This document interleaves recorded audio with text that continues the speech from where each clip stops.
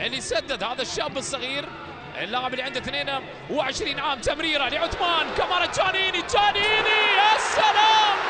الجانيني من اول تسديده الجانيني يسجل اول اهدافه بقميص الملك الوافد الجديد، بل اول اهدافه في هذا العام. يا لها من بدايه يا جورج جانيني. أول أهدافه يسجلها اللاعب اللي تألق مع الراقي، مع قلعة الكوس هنالك بالمملكة، يتألق مع الملك في هذا الموسم، في أول ظهور، في أول تسديدة، في أول محاولة. هذا المركز اللي يتألق فيه جورج جانيني. تافاريز يسجل أول أهداف الملك في هذا اللقاء بعد تمريرة رائعة وبعد نهاية كانت سعيدة. 1-0. جانيني اللي لم يسجل في هذا الموسم هنالك في بطولة الدوري التركي يظهر الآن مع الملك في هذا العام ويظهر نفسه ويقدم أوراق اعتماده. هو معتمد من زمان، معتمد باسمه، بتألقه، بتاريخه، بأهدافه سواء في المكسيك أو في تركيا كثيرة. ب3 أهداف سجل هدف أيضا من ضربة جزاء. هل يسجل الآن بيانيتش؟ هل يسجل الثاني للملك؟ الثاني للملك وضعها. سجلها الأمير البوسني يسجل ثاني أهداف الملك، والملك يتقدم بهدفين.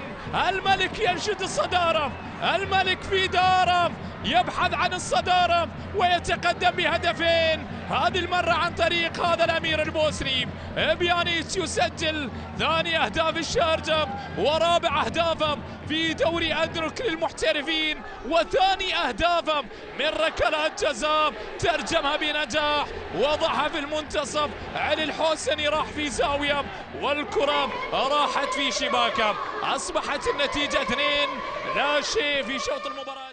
وصلت إلى بيانيتش بتمريرة إلى عثمان أو هذا جانيني مضغوط عليه. جانيني يحاول فيها. جانيني بمهارة. تقدم الجانيني. يا سلام يا جانيني! جننهم الجانيني والجانيني يسجل الثاني لمصلحته والثالث للملك. والجانيني يدخل القلوب من أول ظهور، من أول تسديدة، من ثاني تسديدة، من ثاني الأهداف. عمل كبير يقدمه هذا الأسمراني. شوف الكرة من عثمان كامارا إلى الجانيني، والجانيني اللي يظهر اليوم. اعتقد جمهور عجمان بأن غاب كايو، لكن غياب كايو غياب الساحر. استراحوا من عذاب، خلف الساحر ابنا فاق في السحر يا باب. هذا جانيني بمهارة كبيرة راوغ مر تقدم نقلها إلى باكو، وباكو تبعها. باكو سجلها، لكن هدف يسجل بأقدام جانيني باسم باكو. نعم هذا اللي فعله اللاعب تافاريز. جانيني جننهم الجانيني. يسجل الآن الهدف الثالث لعثمان كامارا. عبيد الزعامي، كرة تعود الآن، محاولة تمريرة نقلة. سالم يا عيني يا سالم، يا سلام يا سالم. والشرجاوي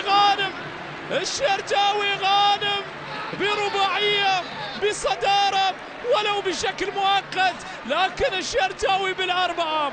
الملك ما أروع. سالم صالح من أول تسديدة، من أول محاولة يسجل أول أهدافه.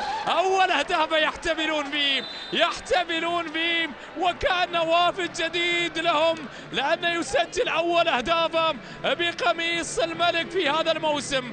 أول أهدافه بقميص الملك. التمريرة وصلت من مايد إلى سالم، وسالم يسجل الرابع الملك بالأربعة، الملك بالأربعة يضرب البركان الشرجاوي اليوم، البركان الشرجاوي يظهر. سالم صالح يسجل الآن الهدف الرابع بهذه الطريقة، بهذه اللمسة، اسيست من مايد، والنهاية كانت سعيدة من سالم صالح بوضع الكرة بهذه الطريقة.